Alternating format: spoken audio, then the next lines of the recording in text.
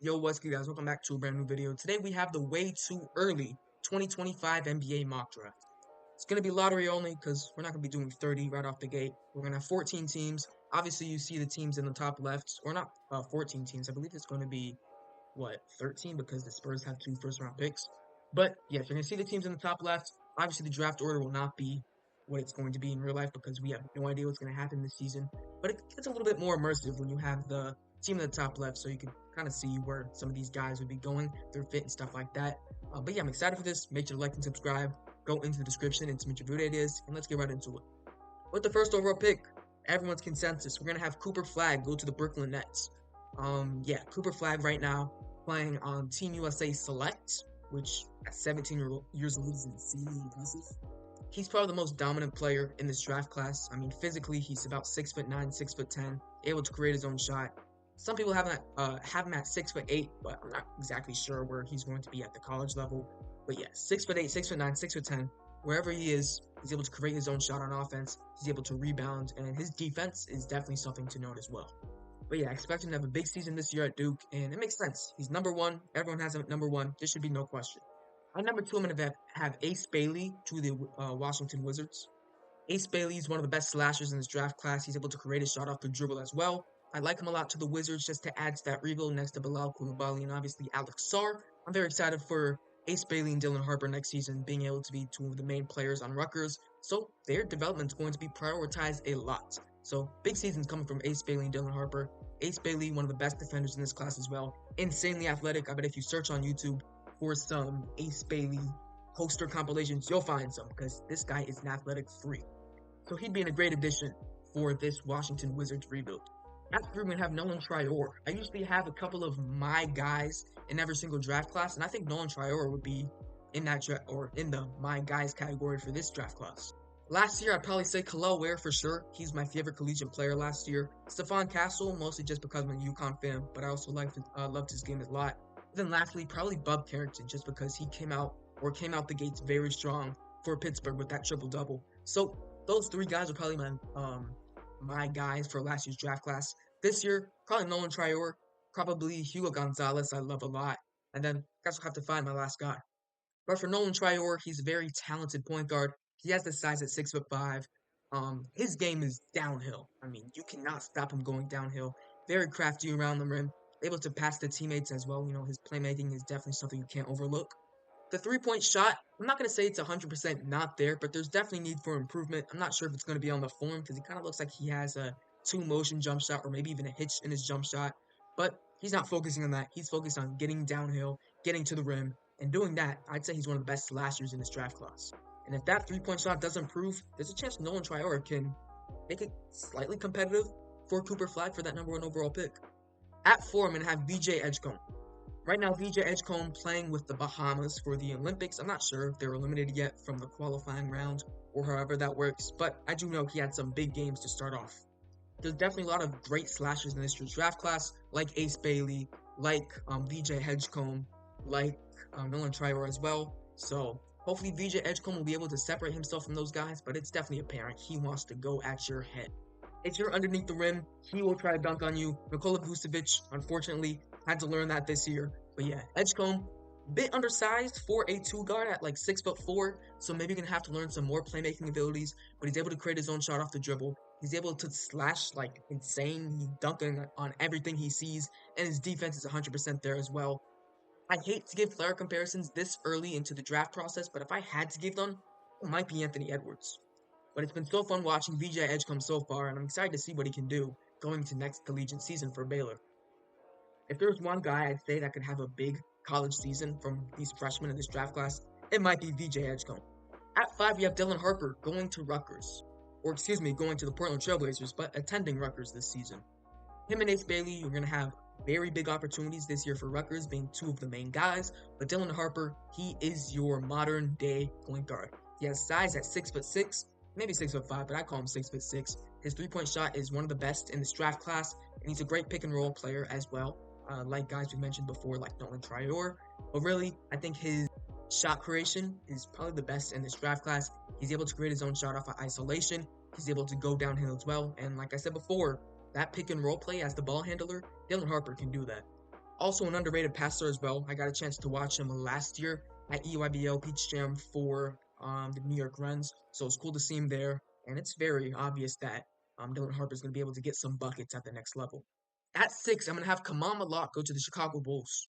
Kamama Lock definitely one of the more raw players in this draft class, but right away he's going to be a great shot blocker at the collegiate level. He's also a great a lob threat as well. Not sure how much of an opportunity he's going to get right away for Duke. I doubt he starts, but if he does, we'll be able to see what Kamama Lock's going to be able to do, and if he really is going to stick in that lottery conversation. At 7, we have Hugo Gonzalez out of Spain to the Detroit Pistons. Gonzalez, probably my favorite player out of this draft class. I think he's the most all-around gifted player in this draft class as well. He is probably the best all-around offensive player, I'd say, but he prides himself on the defensive side of the basketball. What stands out to me most for him is definitely his crafty downhill abilities. He can finish with both hands. He can finish at full speed, at half speed. He's able to dish the ball as well. He's a very impressive player. He's an aggressive half-court player, which can sometimes fault him, but nonetheless, he can shoot the three. He can score all three levels, and for that reason, he's probably going to be my favorite player going into next year. He's a solid spot-up shooter, can definitely work on that. Be interesting to see how that develops over time, but we also know him to be a great playmaker. So if he's going to be a 6'6", 6'7" combo guard, a lot of teams are going to like that at the next level. And for me, I think on my draft board, I probably have him top 4. And low-key, this might be a bit of a stretch, but I think he can maybe make it competitive for Cooper Flagg at the number 1 overall spot. I really like Hugo Gonzalez that much. At 8, we have Liam McNeely go to the San Antonio Spurs. This team needs more forward shooting, and McNeely can bring that for sure. He's probably the best shooter coming out of last year's high school class, who decommitted from Indiana, then went to UConn, and I think it's going to be a great fit for Dan Hurley. Like I said, he's probably the best spot-up shooter from last year's high school class. He's definitely a good cutter as well, which is going to help him a lot in the Dan Hurley UConn Husky system. But he needs to work on his foot speed on the defensive side of the ball. That could end up faulting him down the road. Honestly, I might be a little bit lower on other guys. I think he's probably going to be around my 14 to 17 on my big board right away. But I can definitely see the Spurs taking a shot on a guy like Liam McNeely, who's one of the best spot-up shooters in this draft class. McNeely also needs to work on trying to get a bucket with the ball in his hands. You know, he's not the best on-ball player when you need to go get a bucket. But at UConn, he's not going to have to do that. Stephon Castle was definitely a similar guy last year where we thought he was going to have a big role at UConn. And he did, but he didn't have the ball in his hands a lot. And Lee McNeely's going to have a chance to be a good spot-up shooter for them, but don't expect him to be an isolation player out the gate. At number 9, we're going to have Igor Demon to the San Antonio Spurs. Obviously, this pick is going to be part of the DeJounte Murray trade, where the Hawks gave this year's first-round pick, or 2025's first-round pick, to the San Antonio Spurs. Right away, Igor Demon's definitely a very underrated cutter. A lot of people like to call him a 6'9" point guard, but if he's able to find the open spots, whether that's in the zone or just in the half-court basketball, Igor Demon can make a big impact on whatever team he goes to in the NBA draft. He's a very solid spot-up shooter, and he's going to be a very fluid offensive playmaker at the next level for BYU. Has great switchability on the defensive side of the ball, and was utilizing the dunker spot offensively during the Adidas Next Generation tournament. Also very excited to see him and Kevin Young going into next year. Obviously, Kevin Young, the lead assistant for the Phoenix Suns last year, so seeing him get a college shot should be pretty entertaining. And now, finally, BYU has a big college prospect. At 10, this is probably going to be my biggest hot take of the NBA way too early mock draft. I'm going to have Colin Boals go 10 to the Toronto Raptors. Right away, he's an elite post player who has great footwork. He's also a very solid and fluid half-court playmaker where he's a very underrated passer as well. Also is able to play make in the post. Obviously, though, if you watch his game, look at his stats, he can't shoot the 3-ball, or he hasn't really shot the 3-ball. But he said that he's going to be working on that this offseason. And if he can go into next season with a 3-point shot, people should be worried about Colin Boals.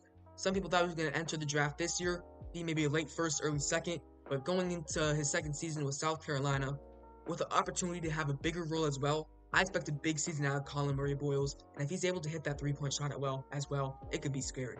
At 11, we have the Rockets. I'm going to have them go Drake Powell, a very athletic and versatile wing for North Carolina going into next season. He's a great spot-up shooter who also has very capable athletic abilities. Immediate playing time could be tough, though, considering they do have guys like Elliot Cadeau, assumingly he's going to start next season, RJ Davis, of course, Ian Jackson potentially over him. So if he's able to get that starting spot, I think he'd be able to flourish in it. If he doesn't, though, maybe playing time could be a potential issue, but I think nonetheless, Drake Powell will be a lottery guy in this upcoming draft. It'll definitely be interesting to see who between Drake Powell and Ian Jackson will come out of next year being the better college prospect. 12, I'm going to have Jalil Betha go to the Golden State Warriors. There's a couple wings in this draft class like Bethea, like Trey Johnson, like VJ Edgecombe as well, who have very similar abilities. But they're all able to get downhill, dunk on your head, but also be able to create their own shot, hit an open spot up shot. And I do like Jalil Bethea a lot for Miami this upcoming season. He could definitely be one of those guys who's going to have one of the biggest opportunities for Miami. I'm pretty sure he's going to be able to get a starting spot, but assume him, VJ Edgecombe as well, could have big collegiate seasons going into next season. I like Jalil Betha a lot to the Warriors. Team, we're going to have the Oklahoma City Thunder select Michael Ruzic. This is obviously going to be from the Los Angeles Clippers trade. I believe this was the Paul George trade. Ruzic definitely fits into the category of players the Oklahoma City Thunder would like to draft. But if they do end up not winning the finals next season and still using this pick, I'd be very surprised. This pick I expect to be traded again. But Michael Ruzic can stretch the floor at about 6'9". I'd say he could play that wing position, also maybe power forward. I'd like to see him put definitely some more pounds on, but nonetheless, he should be a great player for the Oklahoma City Thunder down the line. Right away, though, probably would not play. But yeah, definitely more of the more raw players in this draft class, but don't be surprised if Michael Ruzic jumps up the boards going into next season. With the last pick in that pick 14, I'm going to have Donovan Freeman go to the New Orleans Pelicans. Donnie Freeman could potentially be the replacement for Brandon Ingram going into the long term if the Pelicans don't want to give him that max contract. But Donnie Freeman plays great back to the basket. He's able to hit that turnaround jump shot. Is a very aggressive rebounder defender as well. I think he'd fit very well into what the Pelicans are trying to build here to get more size potentially in that front court. If the three-point shot proves to be consistent at the next level with Syracuse, I expect Donnie Freeman to have a great chance to go in the top 10 in this year's draft. He's definitely one of the more players I enjoyed to watch. Hopefully he's able to get a big chance at Syracuse this next season because he has a lot of talent. His size also is going to help him be a great NBA prospect down the line. But yeah, also if you could tell, I have the Lakers in the lottery. Yeah, the Western Conference is going to be so stacked next year, so it'd be pretty interesting to see the Lakers fall out. But I mean, just looking at this Western Conference, don't know if you guys can fully see it. I think you can.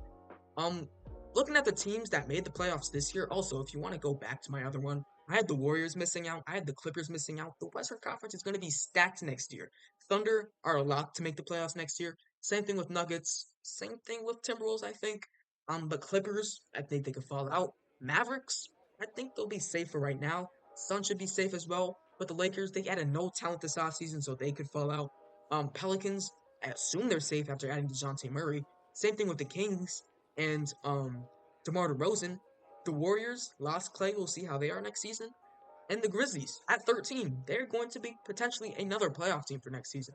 So 8 teams right now that I think could be locks are the Thunder, the Nuggets, the Wolves, the Mavs, the Suns, the Pelicans. What is that? 6. Kings after adding DeRozan and the Memphis Grizzlies as well. It's gonna be hard for teams like the Lakers, like the Warriors, like the Clippers to find playoff spots next season. The West is gonna be stacked. But yeah, back to Donnie Freeman.